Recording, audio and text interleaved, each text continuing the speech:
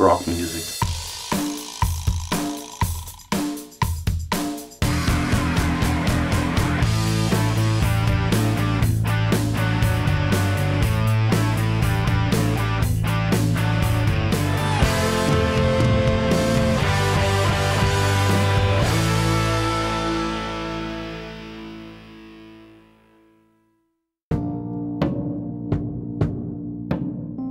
I love good wine, aquarium, tropical fish, fishing, and I love to play the guitar. Explaining people about the quality of coffee. Passionate, authentic, and eager for knowledge. Being able to do what you like.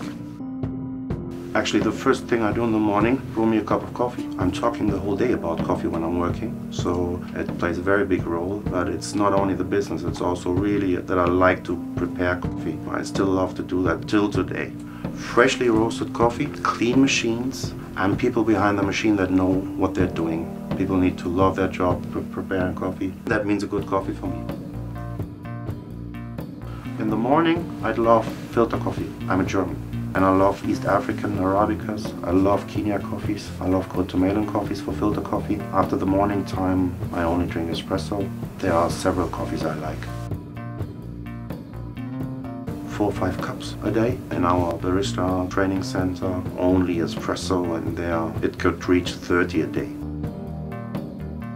I survive that. I have many days when I'm traveling and I don't know good coffee places, then I stay away from coffee. For example, the last 3 days I didn't have any coffee. That's the good thing about coffee. You're not getting addicted too much. This morning I had orange juice. I'm happy when I get the next big coffee. 16 years ago, I was asked in the company I was working for if I would be willing to participate at a development of a coffee shop concept in Germany. I had actually 2 years time to learn about coffee before we opened the first shops. Starting to work with specialty coffee, that was in '96. I was 28.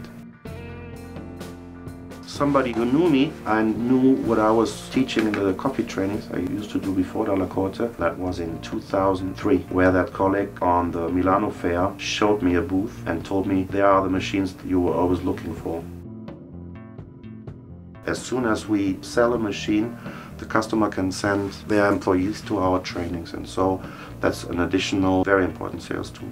There are only a few people in our market in Switzerland that really know how to brew the proper espresso and prepare espresso beverages. It's actually understand all the buttons and functions on the machine, on the grinder. So it's important that they understand how it works and interacts with the machine. Then a little bit about the freshness of coffee, but only how to store it, not to keep it too long in the shop. Also about the milk steaming and the main beverages. At the end of the training, the cleaning of grinder and the machine.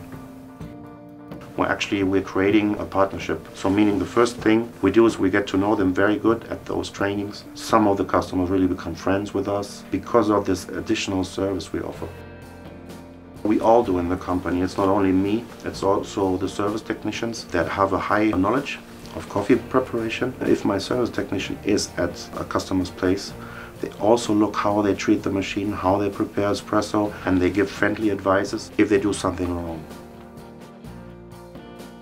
Espresso needs a certain leveling of the coffee and a proper tamping. You don't get a real espresso out of it if you stress the espresso is extracting too fast. I think people need to understand that espresso needs its time. We train about 300 to 400 people every year. What fascinates me most is actually that they learn, accept it, improve the quality, that they're really preparing better espresso than their competition in the area.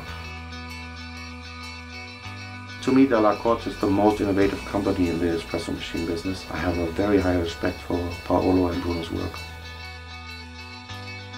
In times before Dalla Corte, the biggest problem in espresso preparation was having constant brewing temperatures, having constant extraction times. Those main 2 big problems are solved by Dalla Corte because of the constant brewing temperatures and the grind control system.